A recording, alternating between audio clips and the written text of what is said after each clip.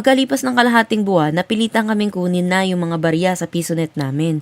Gusto pa sana naming patagalin ng isang buwan bago namin buksan. Kaso hindi na mahulugan yung mga nasa VIP PC kasi umaapaw na yung barya sa loob. Binuksan na din namin yung mga nasa PS5, PS4, Nintendo Arcade at sa mga regular PC. Lahat na para sabay-sabaw na.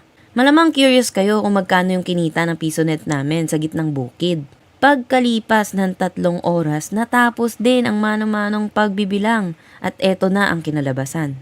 Sa Nintendo Arcade natin, kumita tayo ng 793 pesos. At sa PS4 natin, kumita tayo ng 701 pesos.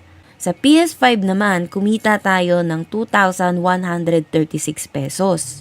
Sa mga regular na PC, kumita tayo ng 7,347 pesos. At ang pinakamalupit, ang VIP PC natin kumita ng 12,621 pesos. Sa kabuuan, kumita tayo ng 23,598 sa loob lang ng 20 days. Hindi ko pa sinama dito yung mga nasa piso wifi at charging station. Magkano naman yung kuryente? Eto na nga, sakto lang kadadating lang ng bill natin ng kuryente. Tara, pintahan natin.